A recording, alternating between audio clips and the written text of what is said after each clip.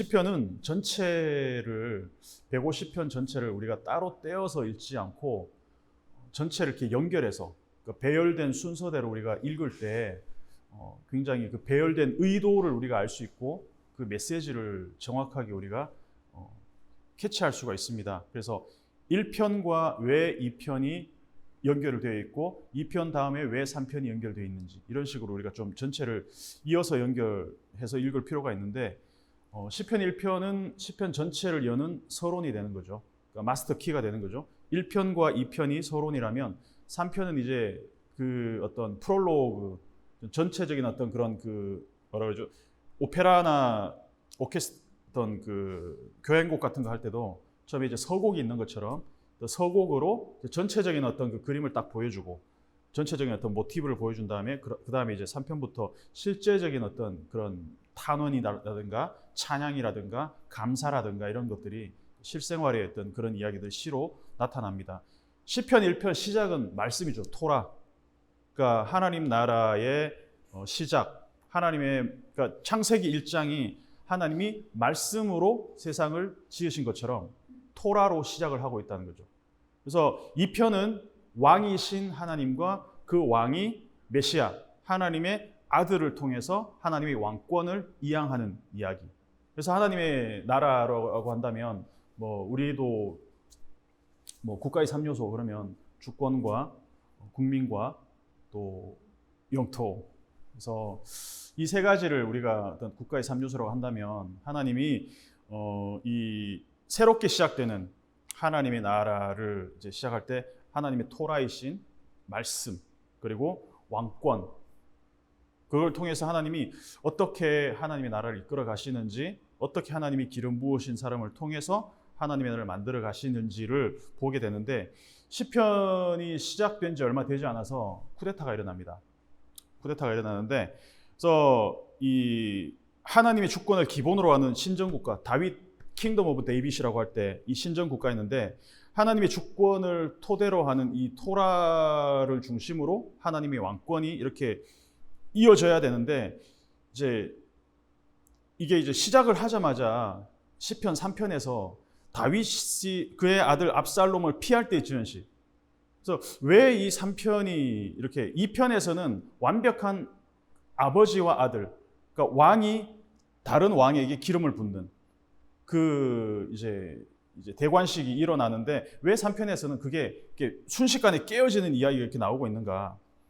그랬을 때 다윗이 그의 아들 압살롬을 피할 때 지은 시, 이 시편 3편의 역사적 배경을 보면 다윗이 다윗 자기의 아들인 압살롬을 이제 피하는데 아버지를 배반해서 쿠데타를 일으켜서 다윗이 예루살렘에서 쫓겨날 때에 지은 시라는 거죠. 다윗이 기름 부음을 받고 약속의 땅, 아까 국가의 3요소를 얘기를 했는데 가나안 땅에서 하나님의 주권인 말씀을 헌법으로 삼아서 야심차게 이 왕권이 출범이 됐는데 얼마 되지 않아서 지금 굉장히 심각한 위기에 처했다는 거죠. 딴 사람도 아닌 아들이 반란을 일으켰다는 거죠. 어릴 때부터 이 압살롬이 다른 아들도 있었겠지만 압살롬을 키우기 위해서 얼마나 애지중지 키웠겠어요. 자기 아들을 키우기 위해서. 근데 이 아버지의 뒤통수를 때리고 있는 아들. 근데 압살롬이란 이름도 아비샬롬. 내 아버지는 평강이시다. 이 평강이로 지었는데 김평강이로 지었는데 이 자식이 나를 지금 반란을 이럴 줄 알았으면 김반란이라고 지을 걸. 남도 아닌 자식이 쿠데타를 일으키는 거죠. 그래서 그때의 그 고통과 아픔이 훨씬 더 좀 큰 상태에서 이 시편을 지금 쓰고 있다라는 거. 어떻게 보면 2편과 3편이 이렇게 대조를 이루는 게 하늘 아버지와 그 아들의 이 완벽한 밀착 관계와 대조적으로 인간 왕과 그 아들 간의 이 정말 이 아들과 아버지의 관계라고 할 수 없는 이런 대조적인 모습을 우리에게 보여주고 있다는 거죠. 자, 처음에 시작할 때 여호와여 이렇게 시작하고 있습니다.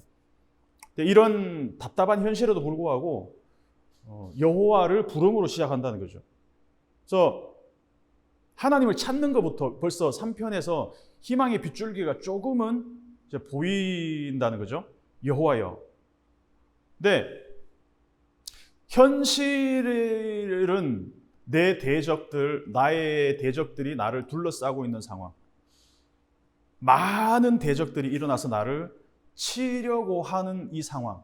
그래서 많은 대적, 어찌나 많은지요? 많은 사람이 나를 대적하여. 3편 1절과 2절에 많다라는 표현이 3번씩이나 강조되고 있어요. 그러니까 현실의 눈에 보이는 것은 수많은 대적들. 근데 여기서 사실 여호와여를 부를 수 있다는 것 자체가 쉬운 일은 아닌 것 같아요. 너무 힘들면 하나님이 안 보이잖아요. 눈앞에 현실이 너무 지금 척박하고 많은 대적들이 보인다면, 그래서 다윗이 환난을 당할 때마다 어떤 이런 하나님을 찾는 부르짖음의 루틴들이 있었던 것 같아요. 그래서 보면은 부르짖음에 대한 어떤 그런 표현들이 많이 나오고, 보면은 이제 주여 내게 은혜를 베푸소서 내가 종일 주께 부르짖나이다. 시편 86편을 보면 3절에서 그렇게 나오고 5절에서도 주께 부르짖는 자에게 인자하심이 후하심이니이다. 그리고 86편 7절에 나의 환난 날에 내가 주께 부르짖으리니 주께서 내게 응답하시리니. 시편 전체를 통해서도 다윗이 부르짖는 그런 장면들이 많이 나옵니다. 첫 번째 단락인 1절하고 2절에서 수많은 대적들, 무기력하게 지금 그냥 당할 수밖에 없는 현실에서 하나님을 찾습니다, 다윗이. 근데 1, 2절을 보면 어찌 그리 많은지요? 나를 치는 자가 많으니이다. 많은 사람이 나를 대적하여. 3번씩 반복되고 있는 이 상황들. 잘 나갈 때는 나를 응원하는 사람도 많고 나를 찾는 사람도 많고 또 속으로는 어떤 생각을 하는지 몰라도 나를 또 지지하는 사람들이 많잖아요. 근데 희한하게 망할 때, 아니 이런 식의 뭐 쿠데타가 일어나서 왕권이 뒤집혔을 때, 회사에서 잘렸을 때, 그럴 때 보면 이상하게 대적들, 어떤 여기서 대적이란 것은 꼭 사람을 의미하지 않더라도 상황들, 비협조적인 상황들이 이렇게 우후죽순 그냥 순식간에 이렇게 더 나를 이렇게 힘들게 하는 그런 것 같아요. 그런 경향이 있는 것 같아요. 단톡방도 참 많다가 뭐 퇴직을 하거나 뭔가 좀 영향력이 없어지면 하나씩 줄어요. 그런 게. 그 순식간에 내 존재감이 없어지는 그 현실을 못 견딘다고 하더라고요. 일찍 퇴직을 한 사람들 얘기를 들어보면. 저도 뭐 그렇죠. 풀타임 사회 갈 때는 단톡방도 참 많았는데 퇴직하고 나니까 순식간에 없어지더라고요. 광고 카톡만 날아오고, 내가 없이도 잘 돌아가는구나. 그때 느낀 어떤 그런 좌절감 같은 것들. 다윗 왕권이 탄탄할 때는, 그러니까 누구에게나 왕이니까 다윗 왕에게 머리를 조아렸겠죠. 왕이시여 그러고. 근데 아들에게 쫓기는 이 상황이 되고 보니까 이제 힘의 균형이 압살롬한테로 넘어갔다라고 생각하니까 사람들이 참 빨라요. 계산이 빠른 것 같아요. 그래서 어디서 나에게 이런 대적들이 많이 있었나 싶을 정도로 많은 사람들이 나를 치려고 지금 벌떼처럼 일어나고 있다는 거예요. 이 현실이 너무 답답한데도 불구하고 처음에 여호와여를 부르고 있다는 거죠. 그래서 그러면서 하나님 앞에 호소하는 게 뭐냐 하면 이 대적들, 비협조적인 상황들이 나에게 공통적으로 이구동성으로 하는 말이 뭐냐 하면 하나님으로부터 오는 구원이 너에게 없다라는 거죠. 예슈아, 구원이 없다라는 거죠. 그러니까 잘 나갈 때는 사람들도 많이 따르고 하나님도 내 편인 것 같은데 사람들이 등을 돌리면 하나님조차도 등을 돌린 것 같다라는 어떤 그런 이야기들이 들려온다는 거죠. 하나님도 버렸네. 하나님의 구원이 어디 있어? 저 왕권이 뭔가 하나님에 의해서 만들어진 것 같더니만 그게 아니었나 봐. 이런 식으로 말들을 한다는 거죠. 예수님조차도 그렇게 따르는 사람들이 많았고 예수님을 인기가 얼마나 많았습니까?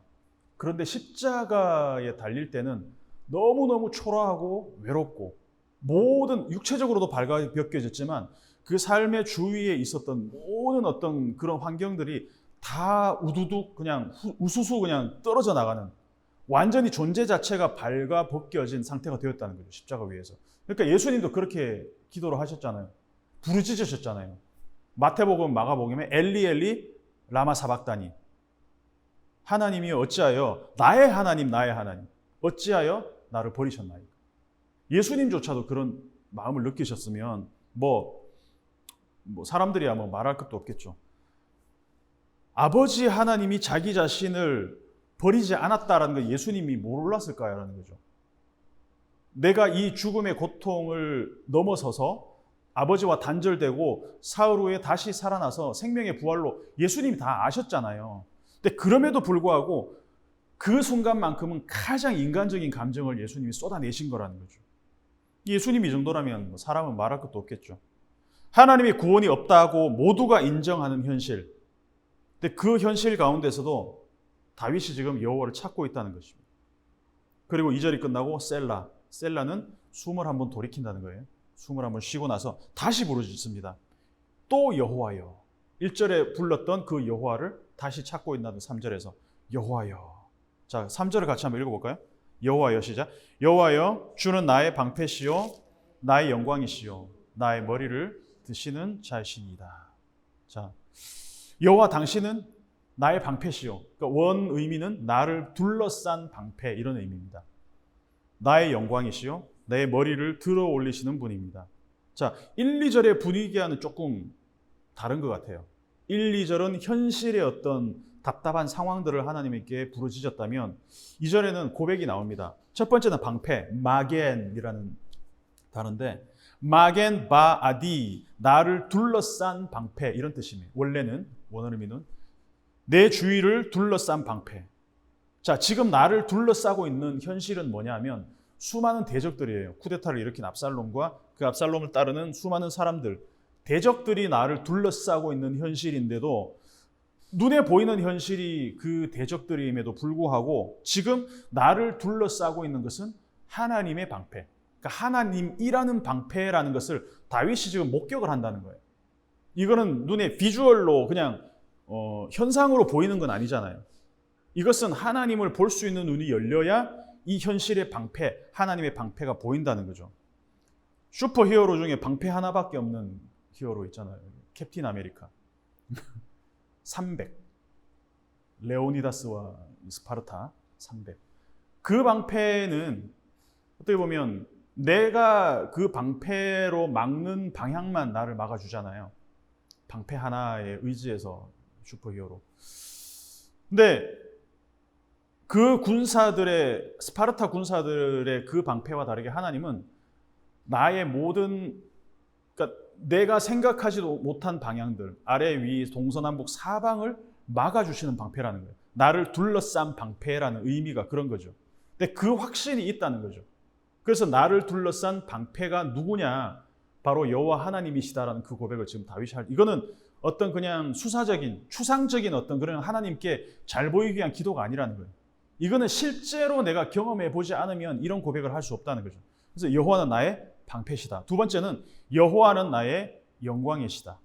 카보드, 나의 영광, 크보디. 자, 우리가 영광이란 말을 쓸 때는 독립적으로 쓰지 않습니다. 반드시 누군가 관련해서 영광이라는 말을 쓰죠. 영광입니다. 이런 표현을 쓸 때 누군가 나에게 의미를 부여해 줘야 영광이란 말을 쓰일 수 있죠.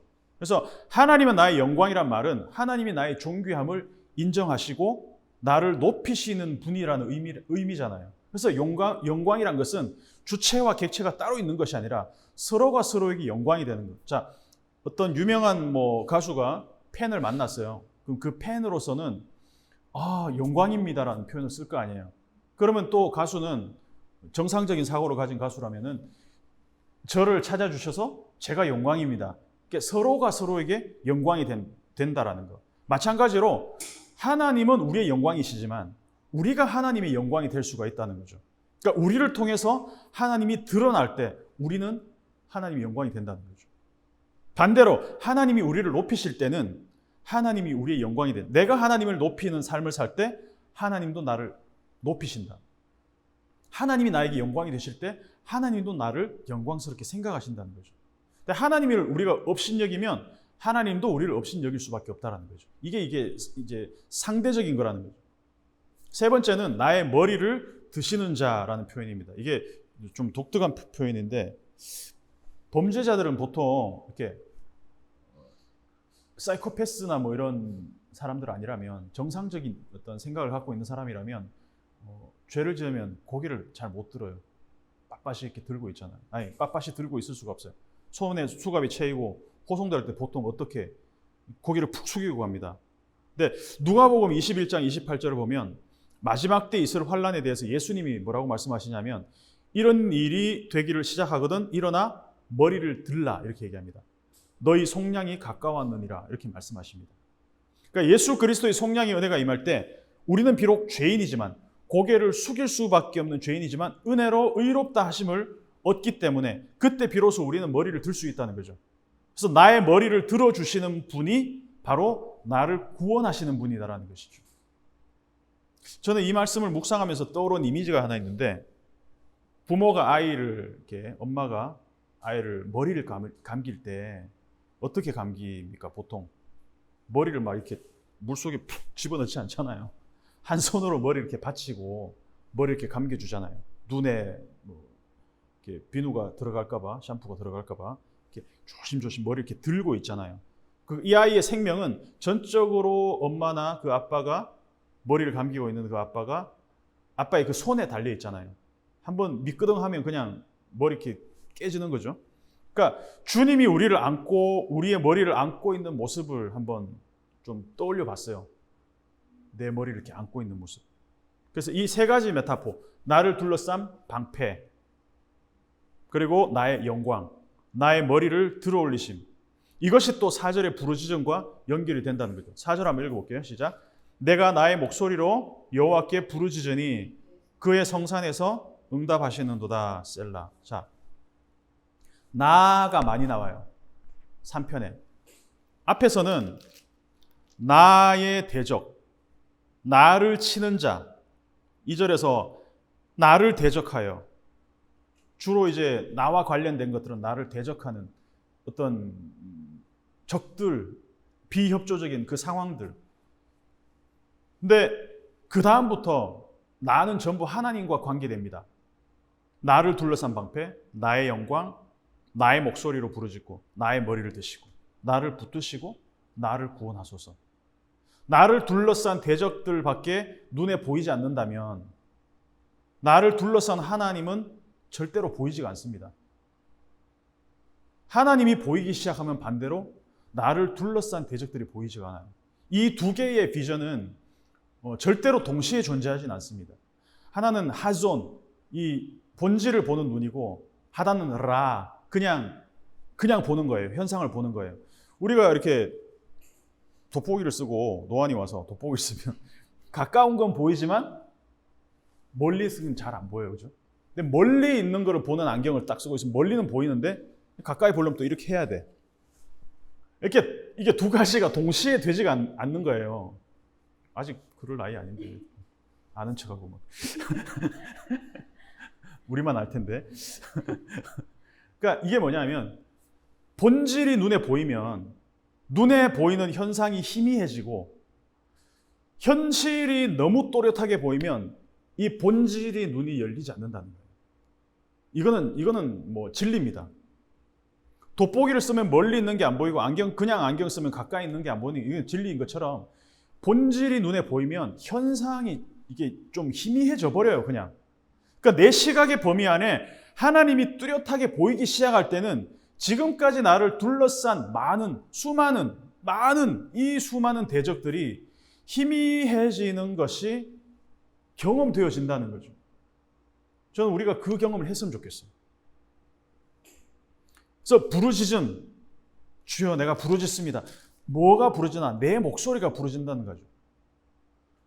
번역에는 나의 목소리로 여호와께 부르짖는다 나와있지만 원문 표현은 나의 목소리가 나의 목소리가 부르짖는 거예요. 하나님이 이 목소리를 들으신다는 거예요. 하나님이 나의 목소리를 들으신다는 거예요.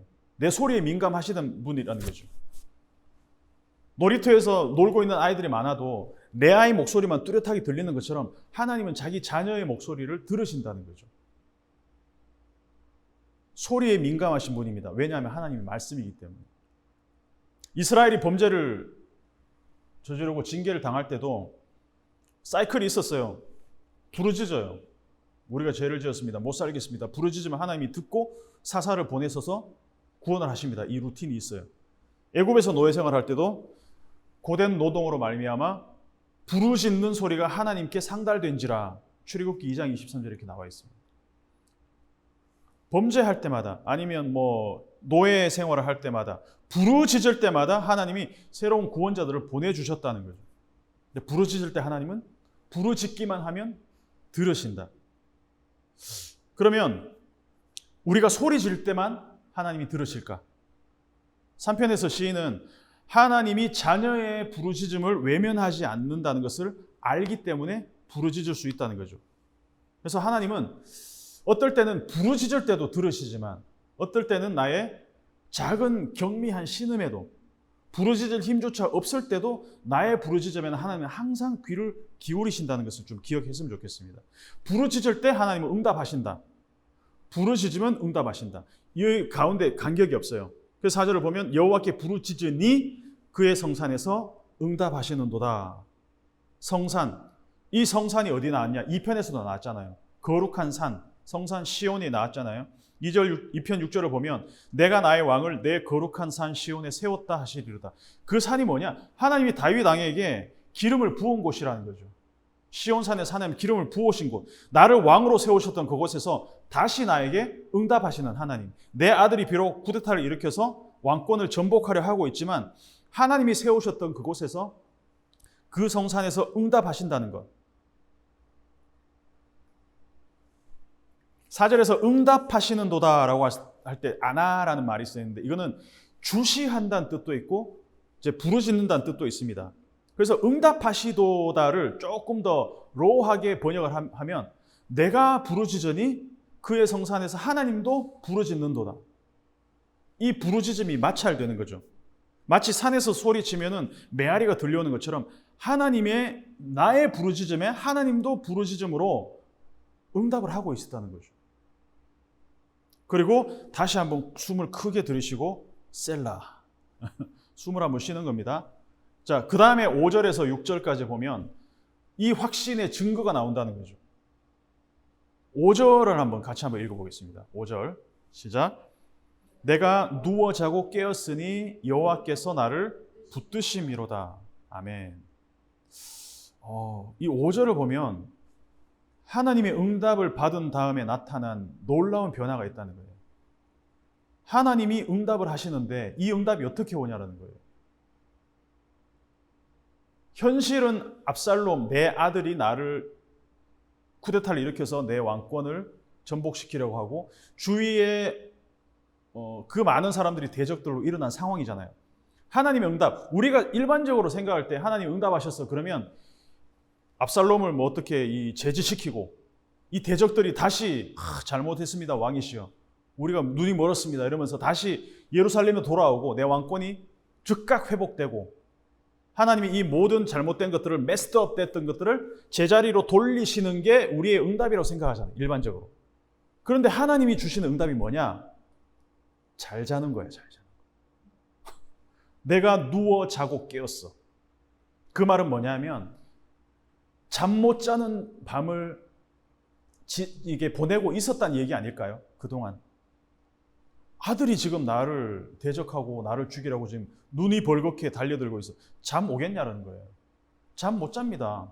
이 상황에서. 어떻게 잡니까?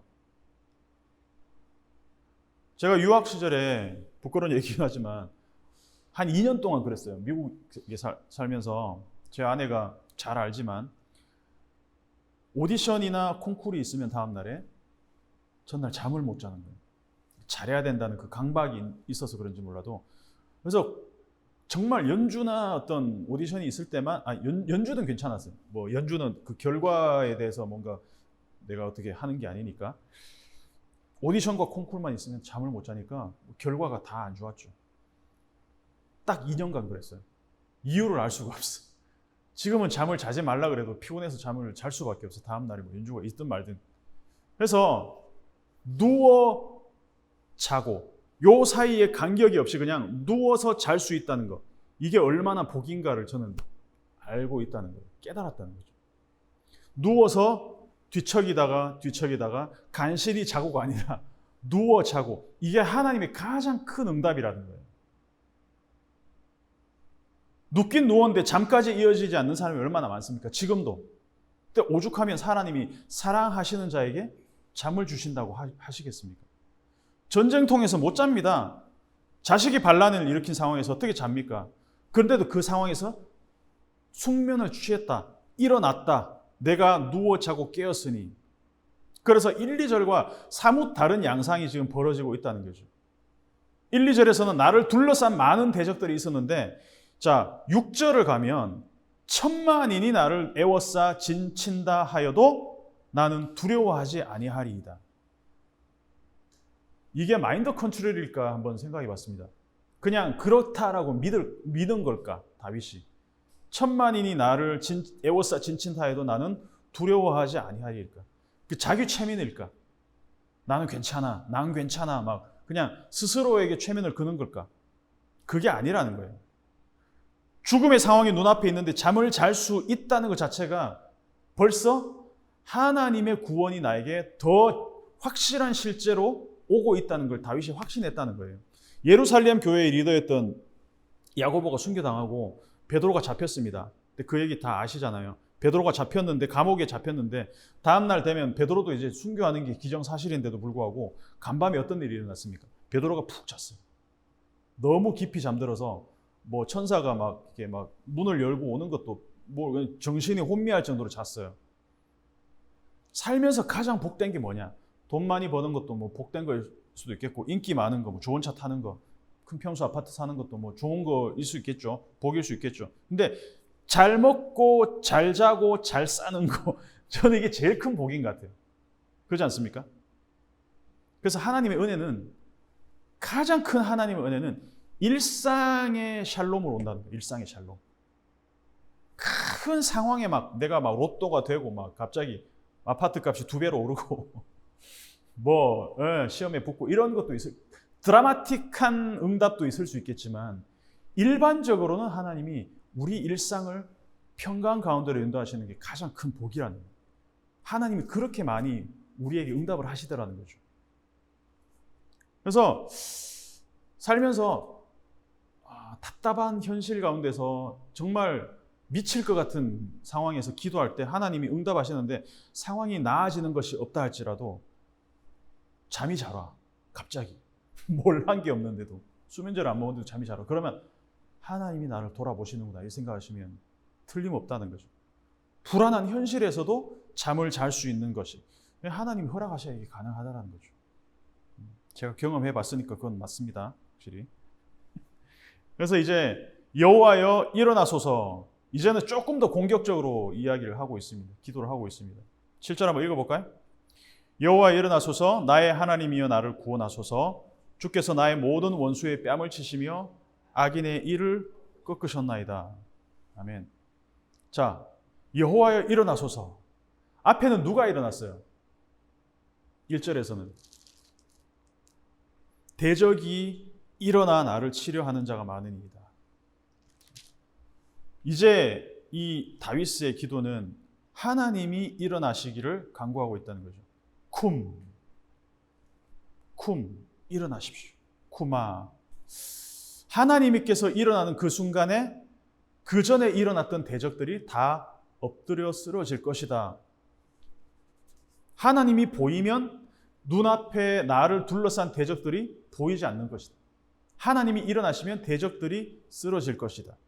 여호와 일어나소서 막 이를 꺾고 원수들의 뺨을 치시며, 하나님이 일어나시면 앞에서 일어나 나를 치던 원수들의 뺨을 때리고 이빨을 몽땅 다 뽑아버릴 것이다. 기도가 되게 적나라하잖아요. 이런 기도 필요한 것 같아요. 하나님이 너무 응답을 잘 하셔가지고 진짜 막 임플란트 상황으로 만들어버리고 막 여기 뻘겋게 막 때리고 막 이렇게 응답하시진 않겠지만, 하나님이 뭐 나를 괴롭히던 사람 얼굴이 어느 순간 막 이렇게 부어 있어서 응답하셨구나 뭐 이렇게 생각할 수도 있겠지만, 하나님은 왜 다윗이 이런 기도를 할 수 있는지 하나님이 알아서 하나님 선에서 필터링해서 들으신다는 거죠. 너무 기도를 잘 들으셔가지고 하나님이 진짜 막 몇 대가 고아가 되게 하시고 과부가 되게 이빨을 뽑아버리시고 한다고 진짜 막 하나님은 하나님 수준에서 걸러서 들으신다는 걸 알기 때문에 다윗이 이런 기도를 한다는 거죠. 그러니까 이 정도까지는 아니더라도 우리는 살면서 이런 공격적인 기도가 필요할 때가 있다는 거죠. 살려달라는 얘기 아니겠습니까? 일어나소서. 하나님이 일어나시니까 앞에 일어났던 그 대적들이 일어난 게 아무런 의미가 없다는 거예요. 앞에서는 대적들이 뭐라 그랬습니까? 하나님으로부터 너에게 임하는 구원은 없어. 그런데 뒤에는 뭐라고 고백하고 있습니까? 하나님이여 나를 구원하소서. 일어남과 일어남이 대조를 이루고 있고 구원 없음과 구원 있음이 대조를 이루고 있다는 거예요. 그래서 1, 2절에서는 대적들이 일어나서 하나님께 구원을 받지 못할 것이다 라고 협박을 합니다. 마귀가 늘 속이는 게 그거잖아요. 아무리 외치고 부르짖어도 우리 자신을 구할 수 있는 것은 결국 우리 자신이다라고 속이잖아요.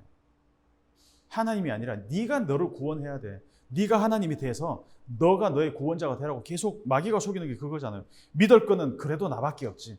믿을 건 가족밖에 없어. 물론 뭐 맞는 말이긴 하지만 궁극적으로 나를 구해줄 수 있는 구원자는 누구인가라는 거. 그래서 부르짖음 자체가 필요한가라는 의문을 갖게 한다는 거죠. 기도 해봤지. 근데 소용없어. 근데 그럴 때 스스로에게 좀 질문을 했으면 좋겠습니다. 이렇게 공격적인 기도를 한번 해봤냐라는 거죠. 살려달라고 부르짖어 봤냐라는 거죠. 살리고 죽이는 것은 주님의 뜻이지만 그 뜻을 알기 위해서 부르짖어 봤냐라는 거죠. 그래서 하나님이 일어나시면 대적들은 무너진다. 이거가 진짜 현실로 경험되어진 사람은 이 기도를 다시 할 수 있다는 거죠. 왜냐하면 경험해 봤으니까. 구원이 무엇이냐? 여기서는 하나님의 일어섬이 구원이다라고 표현하고 있어요. 하나님이 일어서시는 것이 구원이다. 나를 둘러싼 대적들이 적대적인 현실 앞에서 나 스스로 일어날 수 있는 힘이 없잖아요. 내가 일어날 수 있는 어떤 힘이 하나도 남지 않았을 때 하나님이 일으키시는 것이 구원이다. 내 지분이 1%도 없는 것. 일어날 수 있는 상황이 아닌데 하나님이 일으키시는 것이 구원이다. 근데 이 장면을 보면 또 생각나는 게 있잖아요. 간음하다 현장에서 잡혀온 여자. 주위를 둘러싸고 있는 사람들이 많습니다. 예수님이 이거 죄 졌네? 돌로 쳐야 되네? 한마디만 하면 이 사람들은 돌칠 짱돌들 손에 들고 있어요. 이 여자 스스로 일어날 수 없습니다.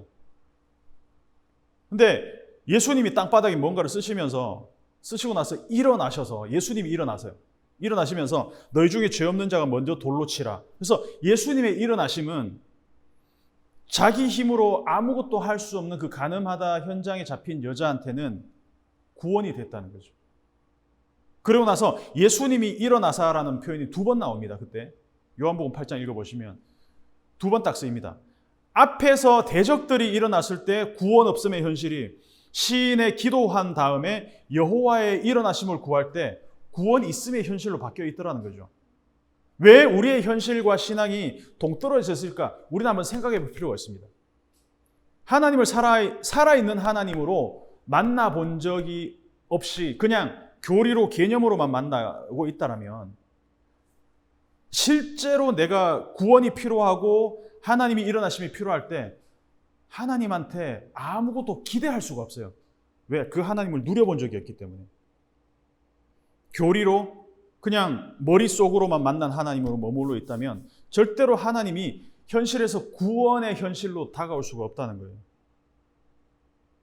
그래서 구원은 죽어서 천국 가는 게 구원이 아니고, 물론 궁극적인 건 그렇게 될 수도 있겠지만 현실에서 하나님이 내 삶을 원래의 그 자리대로 돌려놓으시고 나의 평강의 자리에 잠을 자게 하시고 깨어나게 하시고 이런 어떤 평강 일상의 샬롬들을 하나님이 선물하시는 것들이 하나씩 회복되면서 하나님의 구원이 나에게 실제가 되더라는 거예요.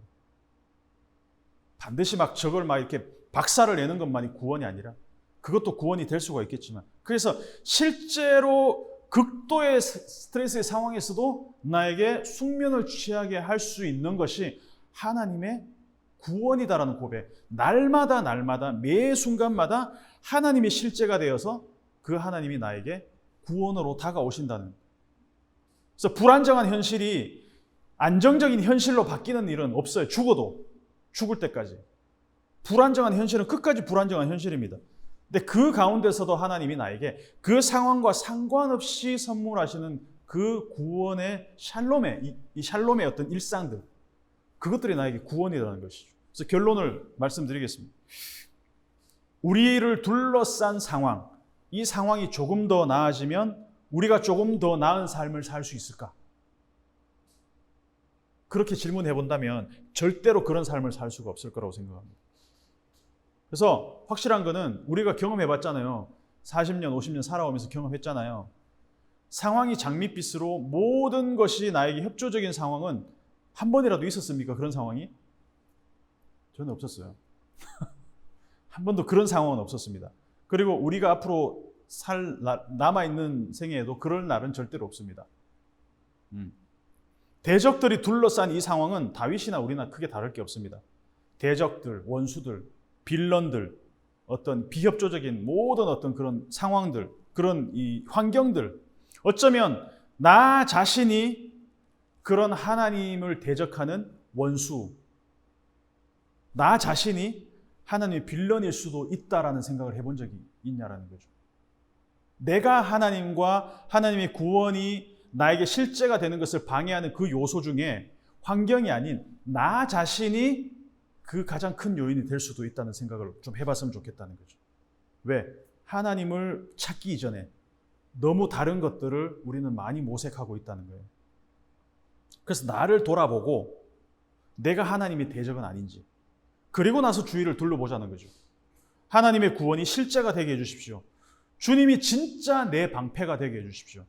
만만치 않은 현실에서 우리 일상에서 샬롬을 하나님이 선물해 주시는 것을 볼 수 있게 해주십시오. 누워 자고 잘 먹고 잘 싸고 이게 다 하나님이 주신 복이고 하나님의 구원임을 깨닫게 해주십시오. 이 눈이 열린다면 드라마틱한 구원이 왔을 때 그것조차도 하나님의 선물이 덤덤해질 수 있다는 것이죠.